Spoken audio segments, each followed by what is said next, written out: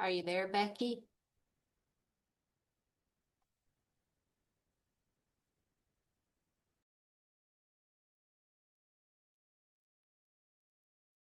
Now you can, I'm gonna close my door because I'm getting ready for that level. Okay.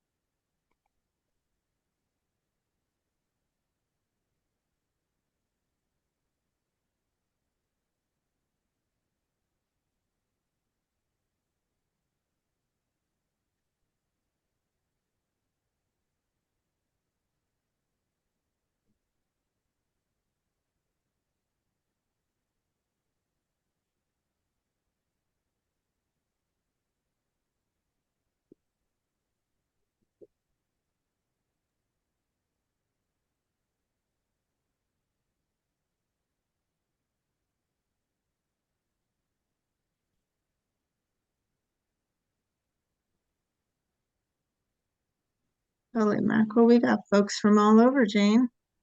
Yeah, this is great. The beauty of virtual meetings. Yes. Yes, lots of cheatgrass in Nevada. Is there any place that doesn't have lots of cheatgrass? Well, some are less cheatgrassy than others. Well, this is true. This is true. All right, my clock is showing 2 p.m. and we're going to go ahead and get started. I still have some folks trying to register online. So I want to introduce myself and Jane. I am Becky Kington. I'm the executive director of the Montana Weed Control Association, and I am the one who is doing the Facebook posts for the association, and cheatgrass has been unbelievably popular with people. So I had reached out to Jane and I asked if she would be willing to do a cheatgrass webinar for the layperson, basically, because we're all in the weed world, that we all deal with a lot of local, state, federal weed managers. But for the local average Joe out there, I thought that Jane could help maybe clarify better management, best management, and some of your options. So Dr. Mangold, Dr. Jane Mangold, is with Montana State University, and she is without a doubt our leading expert on cheatgrass in Montana, probably in the region. I'm just going to jump out there and say that because I'm a little biased. But Jane, you want to talk for a little bit, and then you can share your screen with your PowerPoint. Yeah. Good afternoon, everybody. Thanks so much for joining. I want to say thank you to Becky for orchestrating this whole thing.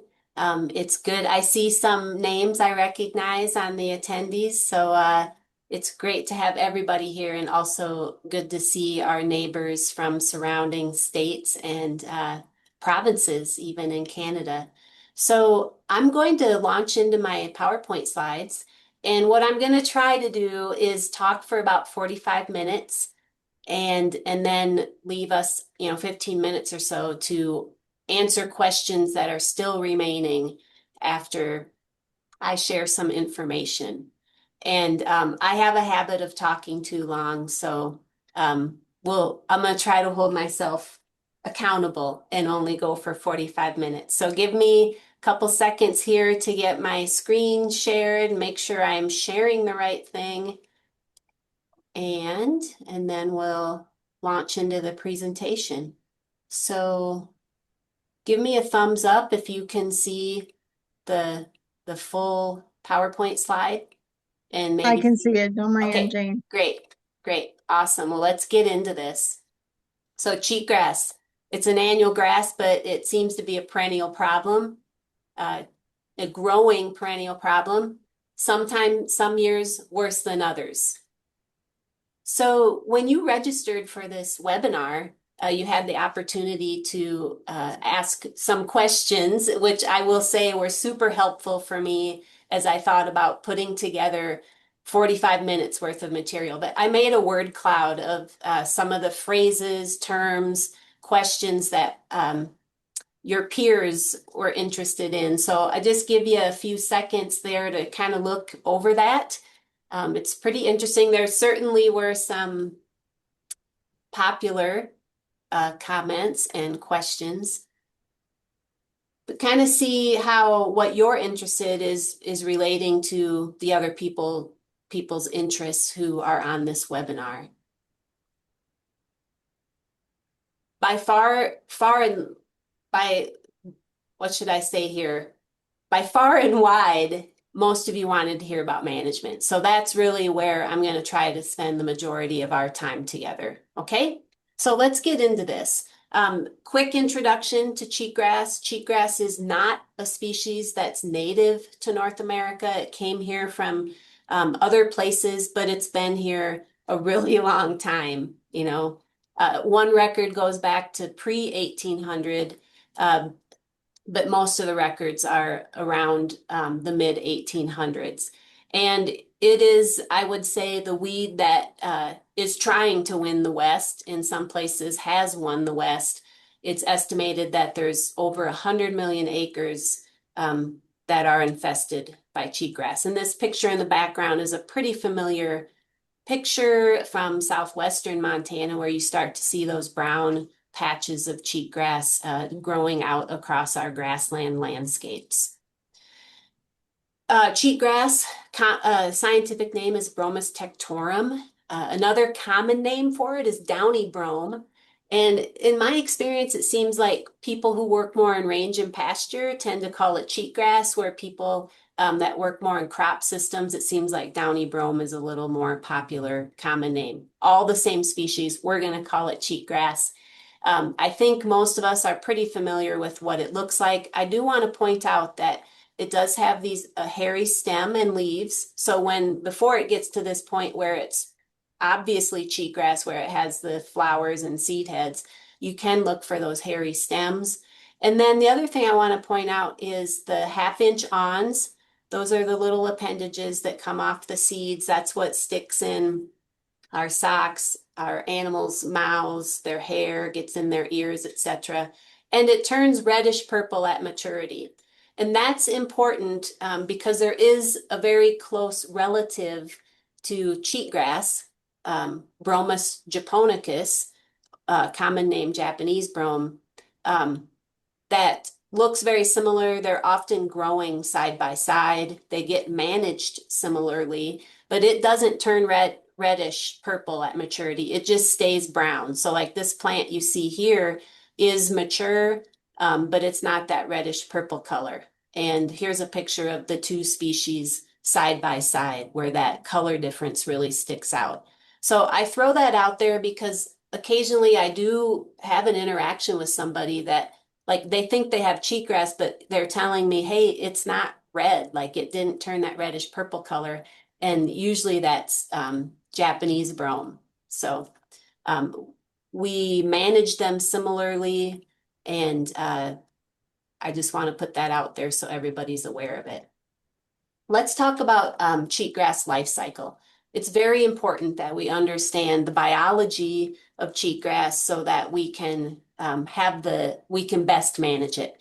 So cheatgrass is an annual, and that means it produces seeds every year, and then those plants die, and the seeds go on to carry on the persistence of cheatgrass. So right now, we're sitting in kind of late summer.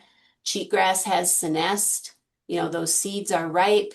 They're starting to fall to the surface of the soil. As we move into fall and we start getting some cooler weather and some moisture, we're going to start seeing germination of those seeds. That's when we start seeing cheatgrass emerge from the soil, and we'll get that carpet of green seedlings. Usually, in most falls in Montana anyway, we're starting to see that mid-September or so. It overwinters as a seedling or a kind of a juvenile stage. And then in the spring, it starts growing very early again, and it's already got a jump start on our other species, our perennial plants, because it's coming out of that seedling stage and ready to go when spring rolls around, and it matures fairly early in the late spring, early summer. So I like to say that, cheatgrass has this live fast and die young lifestyle. Uh, Here's a picture of a cheatgrass plant. This picture was taken in the spring. Here's a cheatgrass plant over here on the left. And hopefully you can see over here on the right is a blue bunch wheatgrass seedling. So blue bunch wheatgrass is a native perennial grass. It's the state grass of Montana. It's a very common grass across the Intermountain West, the Northern Rocky Mountains. The seeds that produced this cheatgrass plant and this blue bunch wheatgrass plant were planted on the same day the previous fall. So you can see the size advantage that cheatgrass gains because it has that fall emergence, overwinters as a seedling, and starts growing as soon as the soils are warm enough in the spring. And it's taking advantage of the spring moisture that we typically have kind of coming out of winter. This past winter was such an anomaly. But in most cases, any moisture that we've accumulated in the soil over the winter, cheatgrass takes advantage of that. Cheatgrass is also very adaptable and kind of, we call it, as we say, it has plasticity. So here's a picture of a cheatgrass plant. Again, this is in kind of the late spring of the year, and hopefully you can pick out, this is a tip of a pen over here on the left. This cheatgrass plant is probably only 2 to 3 inches tall. This was a really dry a dry winter and spring when this picture was taken. And you can see that it's still trying to shoot up and produce some seeds, even though the plant is only 2 to 3 inches tall and has very little leaf material. So it's trying to produce seeds no matter what, because it needs to produce those seeds to produce the next generation of cheatgrass. I'll just point out, hopefully, we were talking about identification. Hopefully you can see the hairiness on that stem and the leaves in this photo. So seeds are the way cheatgrass carries on from one year to the next. Most of those seeds, so if we think about the crop of cheatgrass seed that's out there right now, 90 to 95% of those seeds are going to germinate this fall. Okay, assuming we get moisture this fall, right? Moisture stimulates germination. Of that small percentage that doesn't grow this fall, most of them will do that next year. So most of the seed is doing its thing. It's trying to grow within the first year or two of production. The seeds can live up to 4 to 5 years, but that's a very small percentage of the seeds that are produced in a given year. And I like to say that, the fact that the seeds don't live very long, that's the Achilles heel of cheatgrass. If we can stop seed production for even a couple years, 2 or 3 years, we'll start to see a decline in those populations that we have. So why is cheatgrass a problem? This question did come in from someone who registered. Some of us may be like, maybe wouldn't ask this question. They already think of it as being such a big problem, but it has been documented to reduce plant diversity. And, then we start seeing an overall reduction in biodiversity because the plant, the animals, the insects, the birds that rely on different plants, they don't have the diversity that they need to still thrive. A big impact of cheatgrass is the reduction in forage for livestock and wildlife. It is palatable early in the spring and again in the fall, but once it starts producing those flowers and seeds, its palatability really falls off and animals tend to avoid it. It can alter the soil chemistry and biology. It can cause injury to livestock. It's not toxic, okay? It's not a toxic plant like you think about hound's tongue being toxic, but it can cause physical injury. because as those seeds develop and they get those awns can stick in an animal's mouth. It can even get down in the stomach and cause ulcers and whatnot in the stomach. So it does have that impact, but it's not associated with toxicity. Someone did ask about toxicity. We'll talk about this in the next slide. It has been altering fire regimes in places further west of Montana. I know we have some people joining from Nevada, and we'll talk about that a little bit more. And then I can tell you that having done a lot of research on cheatgrass over the years, I have ruined many a pair of socks. And I'm kind of saying that as a joke. That's a mild impact associated with these others, but I'm sure you've probably felt the frustration as well.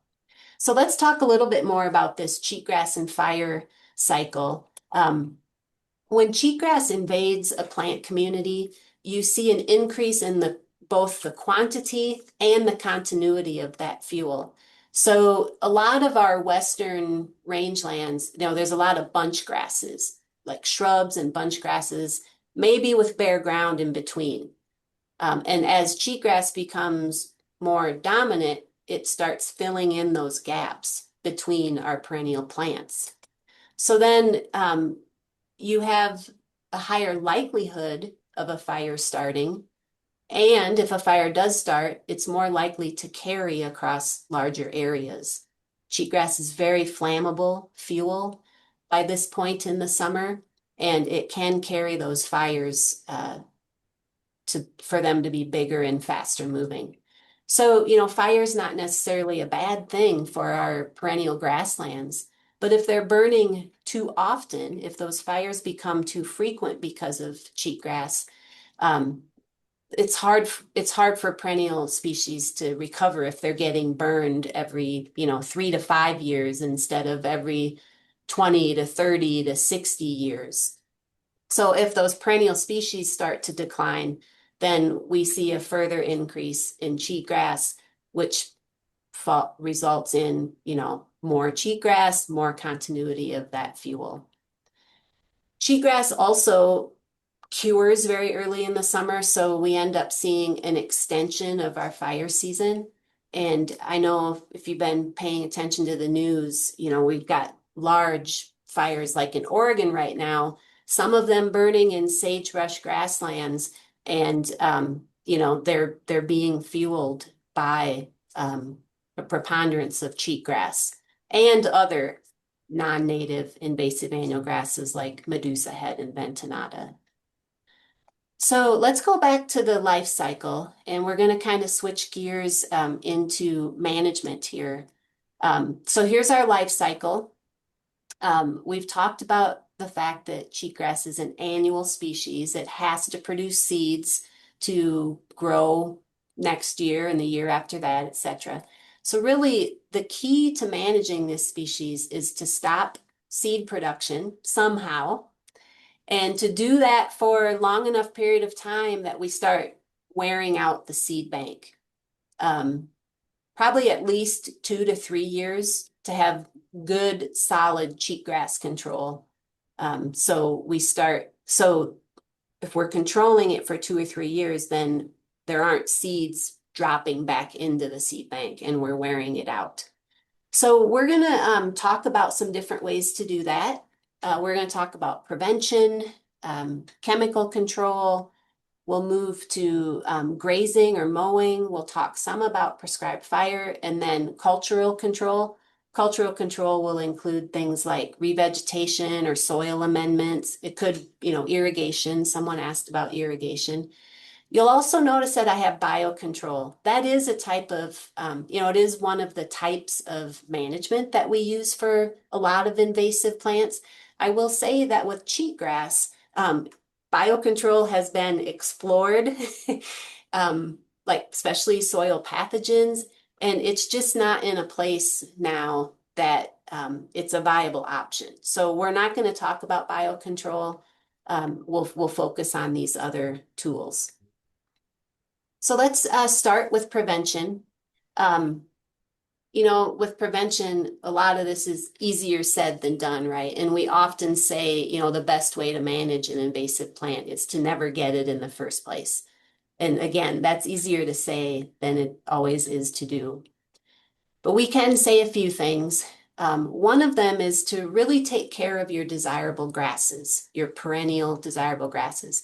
There's there's more and more studies being published in the scientific field that show that annual grasses increase as perennial grasses decrease, right? So if we're stressing our perennial grasses too much and too often, um, we're going to make ourselves more prone for invasion by cheatgrass.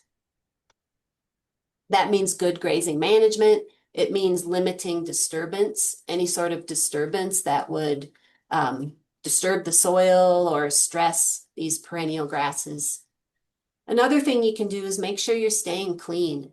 Cheatgrass is not a noxious weed in Montana, so it's not a restricted species in terms of forage or seed. So you want to make sure you're using quality, you're getting the quality forage and seed that if you need to purchase that. And then another thing is to make sure you're keeping your vehicles, equipment, your gear, your animals as much as possible clean so they're not dragging seeds around. And then the other thing I'll say about prevention is just if you can identify patches and manage them while they are small, you have a much better it's easier to handle and you're being proactive and saving yourself a lot of loss further down the road. So let's talk about chemical control. A lot of interest in herbicides, of course. This is just a picture of me applying. When we do our research, we use this 10-foot wide um, boom, handheld boom that delivers pretty precise applications.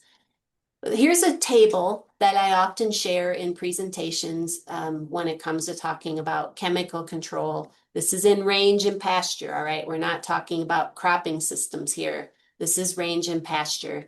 And what I've done here is on the left, you can see the herbicide active ingredient in italics, and then underneath it is like the product name that it would be sold as. So these are some of the most common active ingredients and products that are labeled for use in range and pasture that are used on annual grasses. On the right side of this table, you'll notice that I'm talking about application timing. Timing of application is very important, and you'll see that come out as we continue talking about this, but timing is so important. I think one of the challenges of managing cheatgrass is we are trying to control an unwanted grass in a sea of grasses that we want to keep around. And we can do that through timing of application, whether it's herbicides or it's some of our other control options. The timing is really critical because we're trying to stress cheatgrass and keep it from producing seed. And we can do that in the fall when it's coming up or early in the spring when it's up and growing, but perennial species are not. So we're going to spend our time focusing on these three active ingredients, mostly because they're the ones that are most commonly used. I've done quite a bit of research on these, and I have some research results or at least some pictures and whatnot that I can show you. So you'll notice indaziflam, sold as Rejuva, is a pre-germination application timing.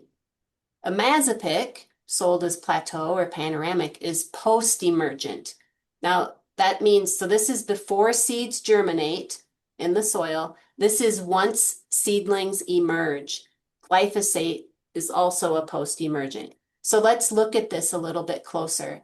Here's a photo of some soil with a row of cheatgrass seeds just buried slightly below the surface. This is pre-emergence and it's pre-germination. As we move a little further down the line, hopefully you can see that those cheatgrass seeds have germinated. They're putting some roots down. You can't see the seedlings emerging yet, but they have germinated. Here, the roots are bigger and you're starting to see those seedlings poke through the surface of the soil. And, here's more. And then this is like full on post emergence, right? The seedlings are, you can see them now. So when we talk about indaziflam, it provides pre-emergent control and it ideally has to be on pre-germination. So you're looking at like a summer application.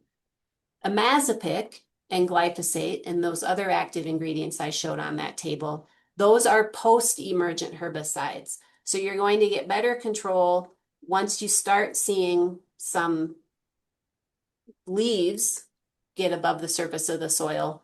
And, once they're 1 to 2 leaves in size, you're going to get better results. Now, there are advantages and disadvantages to all of these herbicides, all right? So just keep that in mind. Um, there is no perfect answer here for any of these options for cheatgrass.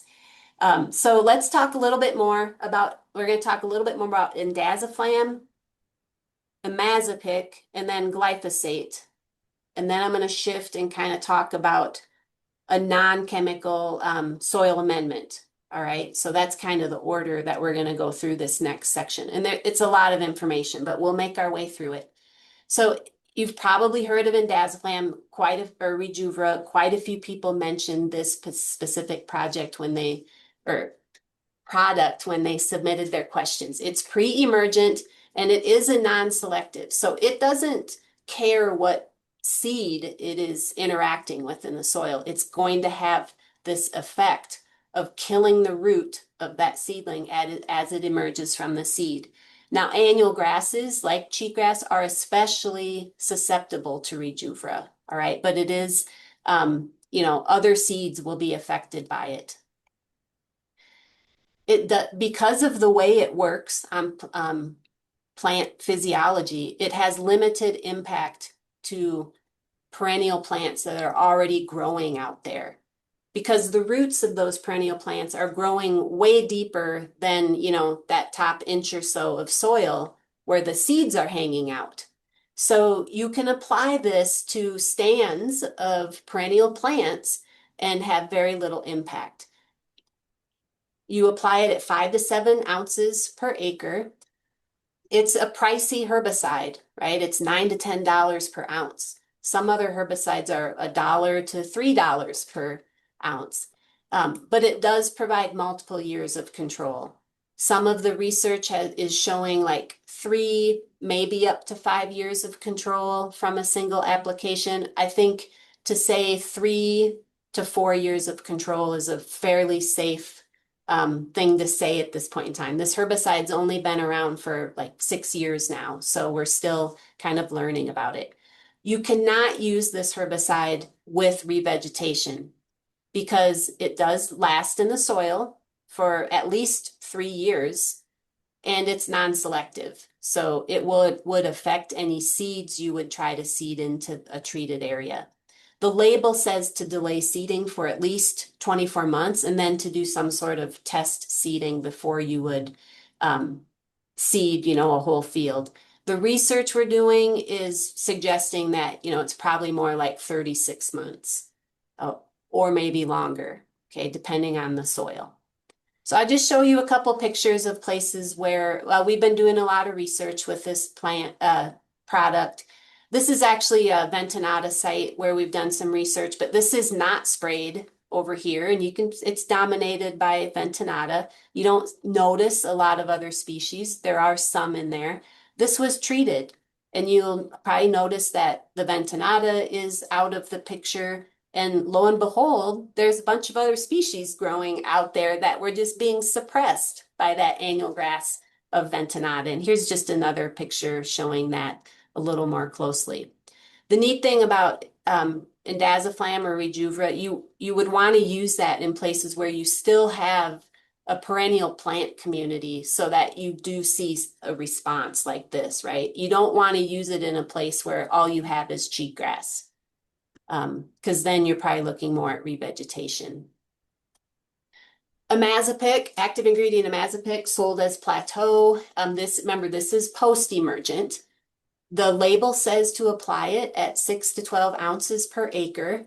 It's much cheaper, but it's only going to give you 1 year of control, maybe 2 years of control. If you get it on right, get the timing right, you have a nice response from your perennial plant community. Our research here in Montana has shown us that 6 ounces per acre when cheatgrass is at a 1 to 2 leaf stage works the best. You don't need to go at those higher rates, and you really want to try to hit cheatgrass when it's just 1 to 2 leaves in size. The other thing we've learned, and I'm going to show you an example of this when I share some research with you, is that you don't want to add a surfactant. I believe the label says to use either a non-ionic surfactant or a methylated seed oil.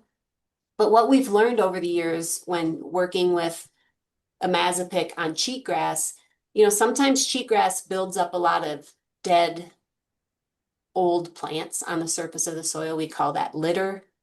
Um, what can happen is if you add a surfactant, the herbicide solution will actually get hung up on the litter because it helps the solution to like stick to the plant material. It actually gets hung up on the litter and it's not really doing anything there. We actually want it to kind of get down through the litter to those seedlings that are, hanging out below the litter early in the fall. So hopefully that makes sense. Here's again some photos from some of the trials that I've done. This is a camera lens cap there, but that was treated with 6 ounces per acre the previous fall.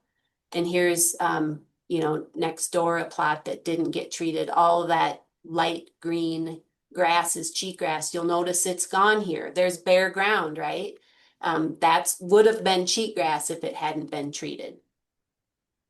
The other herbicide active ingredient I just want to mention is glyphosate. It's very common herbicide. It's been around for decades. It's been used for a lot of different uses. This is post-emergent, sold as in a variety of products. Usually the rate on those for annual grasses will be 6 to 12 ounces per acre. You're going to just get 1 year of control. Glyphosate has no persistence in the soil. And what we've seen over the years is that the best time to use this is early spring when that cheatgrass is up and growing, but the perennial vegetation is still dormant. Okay, because it is non-selective, right? So that sometimes the timing doesn't work out. You just don't get this type of spring when this works. What we've seen is this is a good option to integrate with revegetation because it doesn't have any soil residual. So you can spray with it and come in and seed, a day to a week later, and those seeded species will not be affected by the glyphosate. Here's a photo from some plots we did. This has been quite a few years ago now. I wanted to see, like, could you actually do this? It seems impossible, but you can. This is a plot on the left that was sprayed. This was like a May application. That was a spring that was pretty late.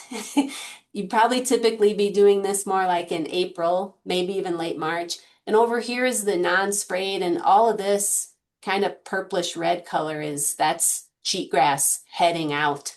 This picture was taken in mid-June. So it is possible. You can do it if you get the timing right. You really don't need to go above 6 ounces. Some producers have even told me like they'll spray cheatgrass out of their alfalfa in the spring at like 4 ounces per acre. So it's an option. It's a little harder to get the timing right. I want to move to another situation where we'd be applying something to cheatgrass in cultural control and thinking about soil amendments. And the reason I'm kind of grouping this in with these herbicides is because I'm going to show you some research where we have tested soil amendments next to herbicides, and we've also like integrated it with herbicides. The idea behind, and there's a lot of different products out there. Um, but the idea behind soil amendments is that they're changing the soil environment in a way that's going to make the soil more healthy, and it's going to help our native perennial grasses outcompete weedy species like cheatgrass. One of the products that's out there that many of you mentioned when you asked a question when you registered is Nutrifix. That's a picture of this micronutrient fertilizer over on the right. Um, it's a micronutrient fertilizer. So it's a combination of different essential nutrients that plants need, but they need them in very small quantities. Right? It's a micronutrient. It has a variable application rate, and it's going to have a cost depending on the rate that you would use, and that kind of depends on the site. It's stated to have slow acting long-term control. So maybe it might take, you might see better results 3 or 4 years from now than maybe you would initially see. And that's the website right there. So if you want to go read more about this product and see some of their photos and whatnot, you can do that. So we're going to do a little review activity, and then we're going to come back to the research that we've been doing at MSU, kind of testing some of these in the field. But before we do that, we've been sitting for a little while now, probably about a half hour. And I just want to get you doing something. If you want to move around a little bit, we're going to do this short review activity. I'm going to show you 5 slides. Each one has a statement on it. If you think the statement is true, stand up, stand up, stretch, get the blood flowing in your legs again. If you think it's false, just remain seated. Now, I can't see you, right? I mean, some of you I can see, but not very well because I'm also looking at my slides. But if you don't want to stand up, that's okay. But maybe you raise your hand or you do something to move your body a bit and keep the blood flowing. So you're going to stand up or do something active if you think it's true. Just stay seated if you think it's false, all right? So here's the first statement. Cheatgrass returns from its roots year after year. That is false. You should still be seated. Second statement. When cheatgrass starts to turn reddish purple, its seeds are viable. Waving your arms, I like that. And I agree, that's true. And I don't even think I think I forgot to tell you all that when we were talking about its life cycle. Once those seeds start turning that color, you have viable seeds. Cheatgrass is toxic. That is false. The fourth one, the keys to managing cheatgrass are to stop seed production and wear out the seed bank. Waving the arms, standing up, whatever you're doing, yes, that's true. And the last review slide, indaziflam should be applied well before you see cheatgrass seedlings emerging in the fall. What do you think about that one? That's true. Remember, it's you want to get it on there before those seeds start to even germinate, which you can't see with your naked eye. Like it's happening below ground. So you would want to have an application on before you start seeing those seedlings emerge. Okay, hopefully that got you moving it a little bit and you're ready to delve into some research results. I know these can be kind of hard to get through, especially if you're not somebody that looks at this kind of stuff every day. But I want to share, we have a project that's in progress right now where we're working on 3 grassland sites in southwestern Montana. We have the MSU's Red Bluff Research Ranch, and then a couple sites in Paradise Valley, or sorry, not Paradise Valley, Park County, one near Livingston and one near Emigrant. And what we've done at these sites is we have 5 different treatments. We have a non-treated control. We have Nutrifix, the soil amendment, applied by itself. We have Plateau applied by itself, Rejuvra by itself, and then the combination of Nutrifix and Rejuvra. And this is a treatment that some people were trying. So we thought, well, let's put it in our research design so we can see how it works relative to just either one by itself. We treated these in appropriate timings in 2024, and then we've been out there monitoring these sites last year and this year. So I'm going to show you last year's results, like as graphs, and then I'll just show you some pictures from this year because we just finished sampling this a couple weeks ago and we haven't crunched any of the numbers. So here's annual grass cover in 2025. This is the Red Bluff site, the Emigrant site, and the Livingston site. And what we're looking at is, again, annual grass cover from 0%, so no annual grass, up to 80% cover. So that's like how much of the ground is covered by the species. This gold color, that's the control, so no treatment. Here's Nutrifix. Here's Nutrifix plus Rejuvra. Here's Plateau by itself and Rejuvra by itself. All right. So you can see kind of this trend of, yeah, the treatments were doing something to reduce annual grass cover at all of the sites, but a little bit of variation. I'm just going to give you kind of a summary. If we look at just the Nutrifix treatment, those are the green bars. We saw a reduction in cheatgrass at all 3 of these sites. So like at Red Bluff, we were going from about 38% cover down to probably that's probably like 3% cover. All right.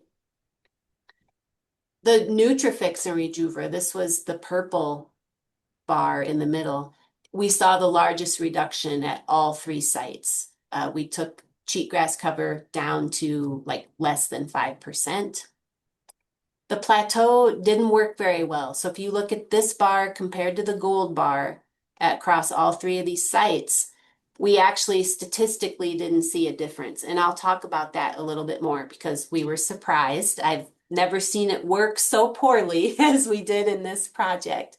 And then Rejuvra, we saw that it reduced cheatgrass compared to not doing anything at Red Bluff and Emigrant. So little bit of differences. These 2 are statistically similar to each other. So that's what annual grass cover did. Well, what about the grasses we want to have out there? What about perennial grass cover? We saw no treatment effect at the immigrant site. All of these bars have an A next to them. That means they're all similar to each other. So we're just going to kind of set that one aside. Nutrifix increased perennial grass cover. You know, we're not talking about big increases here. We're going from, 10% to 17% or about 15% to 21%. That's a bigger increase. Nutrifix and Rejuvra also increased perennial grass cover. At the Livingston site, the plateau treatment actually increased cover and Rejuvra increased cover at both sites. So here's some photos. This was from the Red Bluff site in 2025. There's a control. That's all that reddish brown is cheatgrass. Here's Nutrifix. You can see we've taken it out where it was thickest. We have a lot of western wheatgrass. That site has a lot of western wheatgrass, and western wheatgrass responds pretty well. Here's the Nutrifix and Rejuvra. A lot of bare ground and litter. Remember, we took out more of the annual grass there. Here's Plateau, pretty patchy. This is the cheatgrass. And same with Rejuvra. It was pretty patchy as well. When we applied, one thing we learned about Plateau is we accidentally included a surfactant when we put this application on in 2024. So the next summer, we think that's one of the reasons why we didn't see very good results. And I'll show you that we reapplied on those plots in 2025 and we did not use the surfactant. And I think you'll see that difference when I show you this slide. These are our results from this year, just visual. This is from the Emigrant site. Here's the control. The cheatgrass is a little hard to see, but it's in there, especially you can see it right through there. Here's Nutrifix. The second year, I think when we crunch our numbers, the Nutrifix won't be providing as good of control as it did the first year, but we'll see. Here's the combination of Nutrifix and Rejuva. That looked good. The plateau looked a lot better. You see bare ground or litter. That's places that, we took the cheatgrass out. And then the Rejuva looked better the second year. We think when we applied Rejuva in 2024, we were a little late getting it on, and that some of the cheatgrass had probably already germinated. Even though we couldn't see seedlings above ground, we think that some of it had started germinating. Okay. And there's that no surfactant. Okay. We have another study that's longer. We've wrapped up this study where we were in the same areas, not the exact same sites, but we had just no treatment and then either Nutrifix by itself or Indaziflam by itself, and we monitored these for 4 years. And here's our 3 sites, so you just get a sense of what it looked like out there. I think what I'm going to do here is just kind of, like I said, I've been talking too long, and going to get short on time. But here's our 3 sites. We're looking at cheatgrass cover over 4 years. So first, second, third, and fourth, like at this Livingston site. And we kind of drew lines in here. So this is the Indaziflam treatment. We saw a decline in cheatgrass over time. So we did see, control over time. I do want to point out though that cheatgrass itself was declining. The red is like no treatment at all. At the Red Bluff site, we saw, good control for 3 years. It started coming back up to be similar to the control in the fourth year. And at Emigrant, we saw, control through 4 years with just a Rejuva application. The Nutrifix, we saw initial declines in in cheatgrass compared to, no spraying. So this year and this year at Livingston. At Red Bluff, we saw an initial effect of the Nutrifix, and then we started seeing the cheatgrass increase to become similar to the control. At Emigrant, kind of the same story. Initially, we saw control, but by the third and fourth years, the cheatgrass was trending up. And this was Erin Tykerow. She just defended her PhD this past spring, so we're working on getting these papers published. What we can say is that, the timing of application and maybe site characteristics matter. We were a little late on the Indaziflam applications, we think, in this situation too. And we thought we saw that like these sites where the soils were sandier, we saw a decreased length of control with the Nutrifix. Okay. We're going to move to targeted grazing. People are interested in this. I can go through this pretty quickly because there's a prescription of how to do this. So animals will eat cheatgrass in the spring. It's actually, good quality forage in the spring in terms of protein and fiber. You want to graze it when it's big enough to be accessible, right? The animals can get their mouths around it, but it's not producing seed. Once it starts producing that seed, they're not going to want to eat it. Ideally, you would put your animals in there to do 2 defoliations each spring. Because what's going to happen is they're going to eat it down and then it's going to try to grow back, right? And still produce seeds. So you would put the animals on it again and take it down. And you'd want to try to do that for at least 2 years. Because again, we're trying to stop seed production and wear out the seed bank. We've also seen where grazing in winter, the fall or winter, can be used to reduce litter and might even kill some seeds. There was actually some work done in Nevada where they saw winter grazing to reduce the fine fuel, take that litter off, actually decreased cheatgrass over time. And we think what was happening is either the animals were eating some of those seeds or just kind of the trampling action of the these were cows, could have physically damaged some of those seeds or seedlings that had emerged. If you're going to mow, um, you need to do that, or weed whack, whatever you're using. You want to do that just before the plants start to turn purple. So let them actually grow up, flower, um, and then you want to come in and mow it. So like this picture of this plant here, like this would be a good, when it's at this growth stage, that would be a good time to mow it or weed whack it. If it gets later and it's starting to turn purple, then you want to bag those clippings or do something with them because you do have viable seeds at that point in time. So that's the summary of grazing or mowing. Prescribed fire, it's kind of a sticky situation. We talked about the positive feedback between fire and cheatgrass in some parts of the West. Timing is very important. If seeds, so we're trying to kill seeds or prevent seed production with prescribed fire. If the seeds are still on the plant, more than likely they're going to burn up in the fire.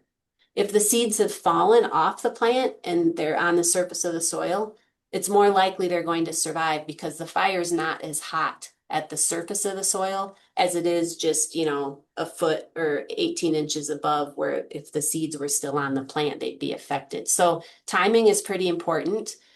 Fire can be used in a way to reduce that litter layer. And then oftentimes fire is integrated with herbicide applications or it's integrated with revegetation. So in places where there's a lot of cheatgrass, like that's all they have, and you need to think about seeding something desirable, sometimes they'll integrate prescribed fire to take off the litter.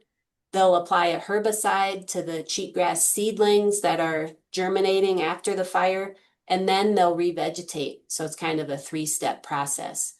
I will say that I've had conversations with people over the years, and this would be on smaller acreages, which I think many of you are in a situation like this, where you can use a propane torch in the spring or early summer to actually just kind of burn down plants. You're not killing them, you're just burning them off so they don't flower and produce seeds. So I've talked to people who have done that for a number of years and seen a good response. The last thing we're going to talk about in terms of ways to manage is revegetation. There was interest in this from several of you. Sometimes if all you have is weeds and it's cheatgrass, you gotta try to get something established to compete with it, okay? And it's not easy. It's not easy at all. One of the things that we usually do when we seed in a revegetation project is, we often seed in the fall. And this presents a unique challenge with cheatgrass because if you think about in the fall, cheatgrass is the seeds are out there and they've probably already emerged and like they're forming seedlings. And then we come in here and we drop our desired grass seeds into the site. And then they actually don't come up till spring. So by the time spring rolls around, the annual grass is a lot bigger. That's the light green than our little seeded grasses just coming up. I'll remind you of this picture, right? So we end up having this scenario where, this little blue bunch wheatgrass seedling just doesn't have a chance against that bigger cheatgrass plant. So one of the things we investigated is like, could you be pretty strategic about the timing and what herbicide you would use with that application and the time you would seed to kind of try to set up a scenario where your seeded grass has the advantage over cheatgrass. So what we did, or kind of what we hypothesized, is that if you could seed in the spring after you did a spring application of glyphosate, it would give your seeded species, in this case we were testing with blue bunch wheatgrass, a full growing season before the next cohort of cheatgrass would emerge. And the idea behind this is that spring herbicide application would control both fall and spring emerged cheatgrass. Some seeds emerge or seedlings emerge in the spring. And then because glyphosate has no soil residual, you could spray it and then seed into it within days, depending on what the label is. So we tested this a couple sites near Corvallis. That was one of our sites. Just it was kind of a weedy mess, a lot of cheatgrass, a lot of western salsify, some spotted knapweed. And we tested either fall herbicide, again, this is glyphosate, or spring herbicide. And then we had different seeding dates. So we seeded in the fall, and then we seeded one of 4 times in the spring, trying to hone in on what is the best time to seed. And we found that spring spraying plus spring seeding resulted in the most blue bunch wheatgrass. This is the second year after seeding. This is all blue bunch. It's kind of a lighter bluish green color. If you can see that kind of lemony green color, that's blue bunch wheatgrass actually producing seeds the second year. And we found that, anywhere from about early April through this third week of April was good timing for seeding in that year. This was south of uh, Hamilton or near Hamilton. Okay. I just here's a few species that, so a lot of people always ask about, well, what species could I seed? Here's some ideas for Western Montana grasslands, both native species and introduced. Here's some for Eastern. I just left the introduced the same, but if you get into the natives, you could look at some different species. Probably the most important thing to tell you is that we do have this revegetation guideline extension publication. It's like 20 some pages long. I mean, it's fairly detailed and in depth because revegetation is, we could have another webinar on revegetation sometime, but you can find that um, at extension/store.montana.edu. Your local extension office can get it for you too. Okay, that's all I have for slides. I did go over time a little bit, but we're still going to have, I think, about 7 minutes or so for some questions, if you still have them. What I'd like you to do to kind of wrap up is if you would type in the chat box something surprising about cheatgrass that you learned today.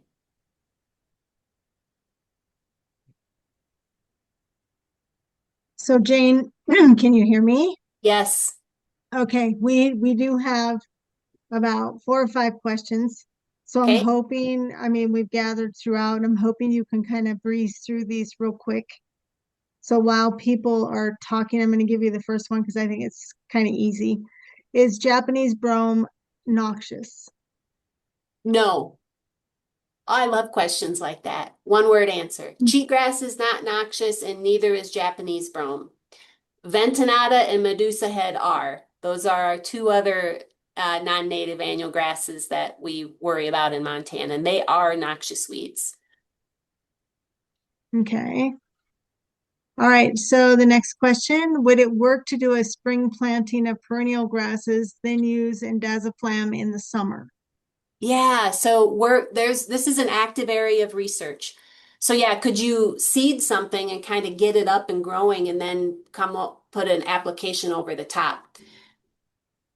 I can't remember for sure what the labels, the concept is yes, because if you get those roots growing down below, you get the roots established enough that they're growing below where the indaziflam will be in the soil, they shouldn't be affected. I can't remember exactly what the label says. I think it says at least a year. You wouldn't want to do it the same year. You would want to give your seeded grasses at least a year, maybe 2 years. Kind of depends on how well they come in. Like I said, this is an active area of research.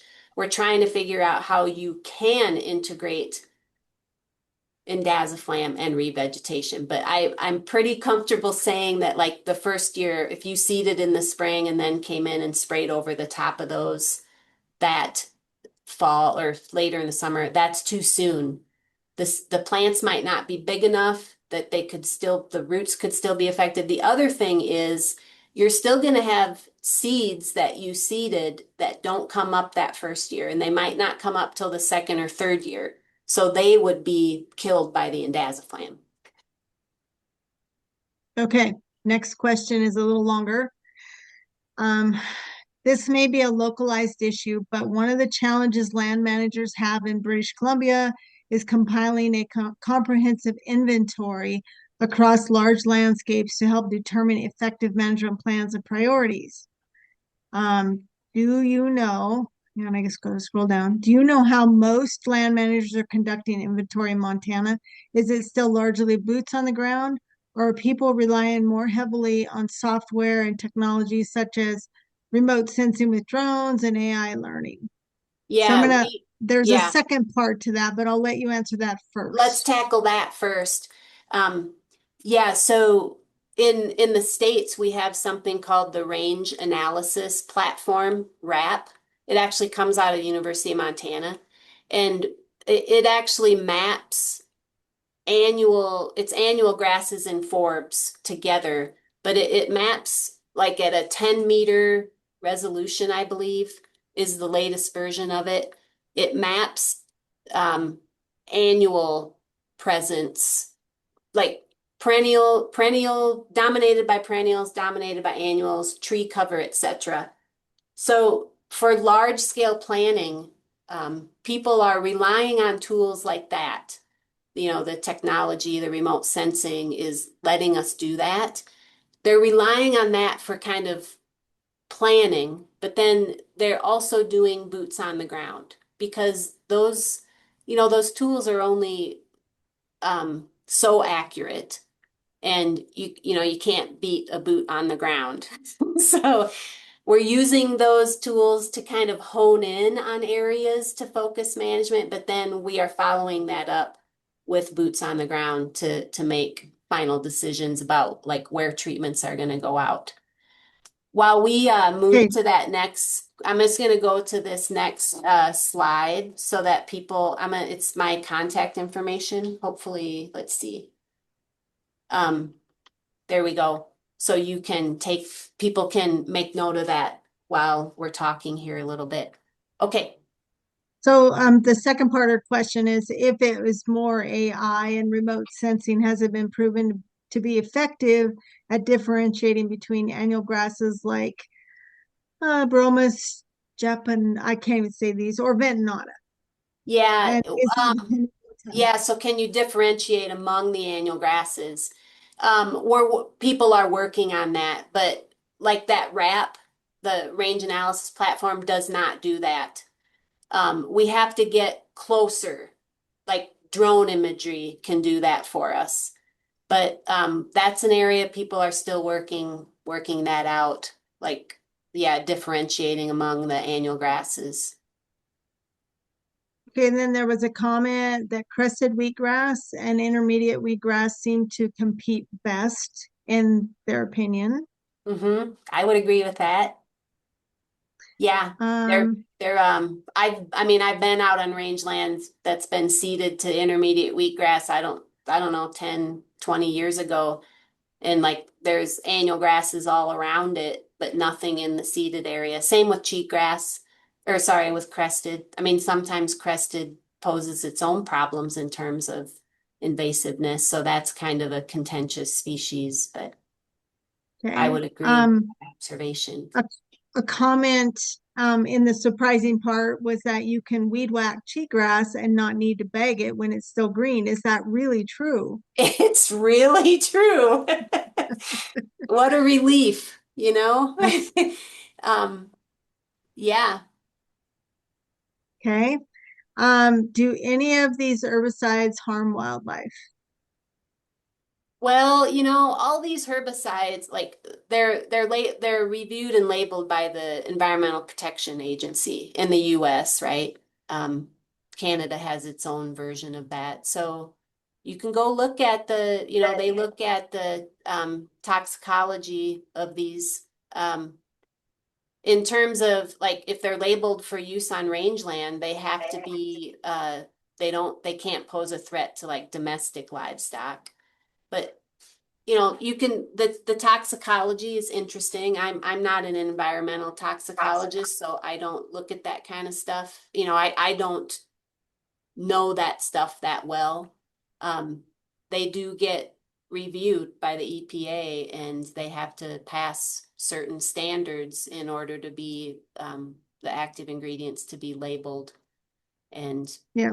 And okay. we are huge proponents of following the label Yeah. to the letter. That's the deal. Um, Except for putting a surfactant in plateau. Don't do that. yeah, okay. Yeah. Another comment, we have a lot of some smooth brome in the Cascade area. Is it different from the brome you discussed? Yes, smooth brome is a perennial bromus species, way different. It's another one of those perennial grasses that is contentious because it's non-native and it can be very aggressive. It's also very good at keeping cheatgrass away. But yeah, it's a different species. It's a perennial rhizomatous perennial grass. Okay. So would you be able to give me some ideas for what species of grass to seed after a glyphosate application in the spring for Illinois? Oh, no, but thank you for joining from Illinois. What I would do is direct you to your extension service or your NRCS. NRCS is a great resource for plant materials and like what species do well where and depending on what you want to use those species for, right? Is it grazing in a pasture? Are you converting a old field to a prairie? But NRCS is a great resource for that type of information.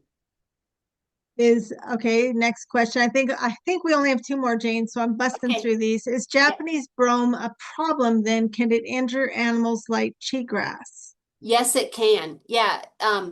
Yeah, its awns aren't quite as long as cheatgrass awns, but and they tend to maybe not as stiff. Like I'm trying to think, I don't feel like they stick in my socks quite as readily as cheatgrass.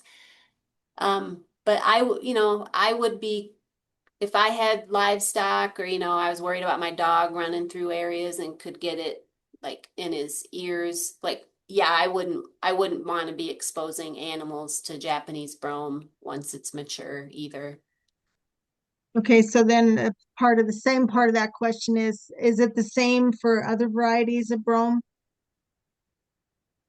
Um, well, like for smooth brome, no, that doesn't have big long awns. There are other invasive bromes in the western US, like ripgut brome, red brome. They have, believe it or not, they have awns that are even longer than what's on cheatgrass, and they are a problem. Just they're a problem in a different part of the West than where most of us are sitting today.